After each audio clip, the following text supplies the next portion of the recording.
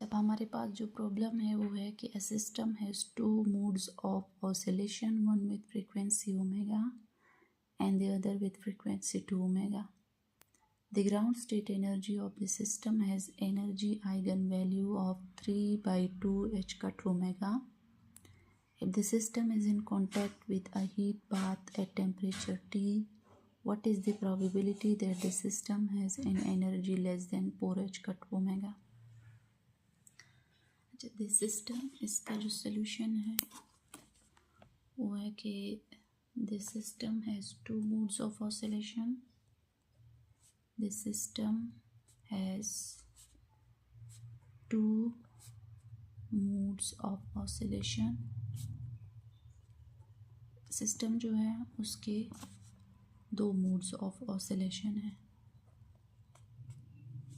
First जो mode है,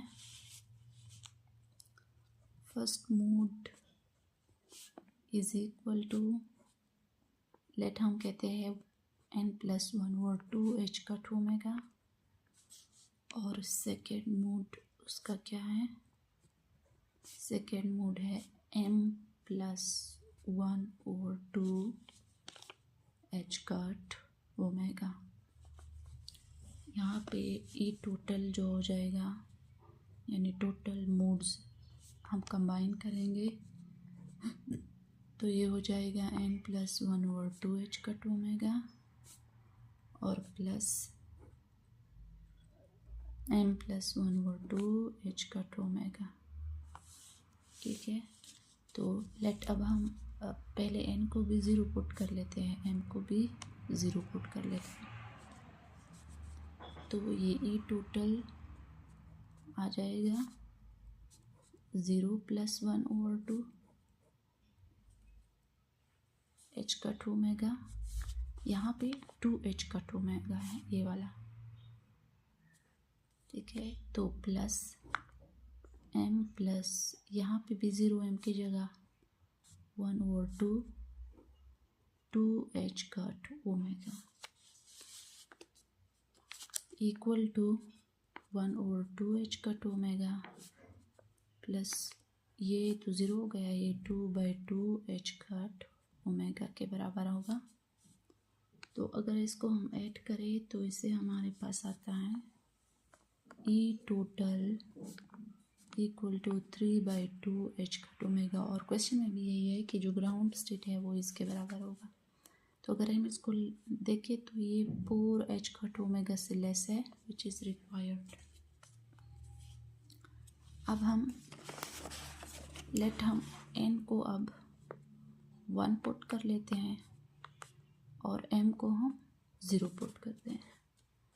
तो इससे हमारे पास जो ई टोटल की वैल्यू आएगी वो है 1+1 और 2h कट ओमेगा प्लस 0+1 और 2h कट ओमेगा. अगर इसको हम ऐड कर लें तो इससे 5/2h कट ओमेगा आता है, विच is less than 4h cut omega. ठीक है, तो इसके बाद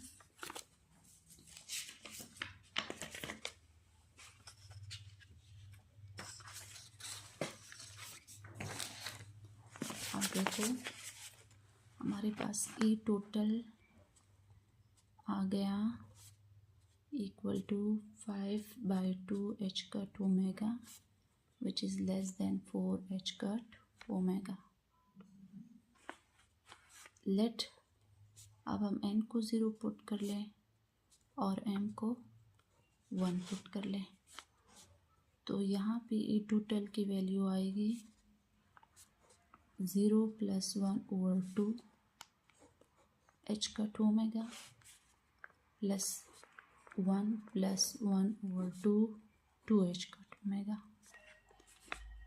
इससे वैल्यू आती है 1 और 2h कट ओमेगा, 2 नहीं, इससे आती है 6/2h कट ओमेगा. तो टोटल जो वैल्यू आती है वो है 7/2h cut omega which is less than 4h cut omega. ठीक है, तो अब जो है, अब इस दफ़ा हम इसमें n पुट करेंगे 1 और m भी पुट करेंगे 1। अब देखते हैं कि क्या आता है। तो ई टोटल बराबर होगा 1 + 1/2h कट ओमेगा के और प्लस 1 + 1/2h कट ओमेगा के बराबर आएगा। तो ये हमारे पास आता है 3/2h cut omega plus 3/2h cut omega. इससे हमारे पास आता है 9/2h कट ओमेगा, जो कि बिल्कुल ग्रेटर है 4h कट ओमेगा से। और हमें वो एनर्जीज की वैल्यू चाहिए जो कि 4h कट ओमेगा से लेस हो। तो हमारे पास only 3/2h cut omega, 5/2h cut omega और 7/2h cut omega are less than 4h cut omega. हमें क्या है, प्रोबेबिलिटी फाइंड करनी है। अब हम इसके प्रोबेबिलिटीज फाइंड करेंगे। तो E1 किस चीज़ के बराबर है, 3/2h कट ओमेगा के। तो प्रोबेबिलिटी P1 हमारे पास आएगी e⁻−E1 divide by KB × T divide by partition function Z equal to e⁻−3/2h cut omega by KBT divide by partition function Z। Similarly P2 जो है उसकी वैल्यू आ जाएगी e⁻E2 जो है वो ये है 5/2h cut omega, 5/2h cut omega by KBT by Z।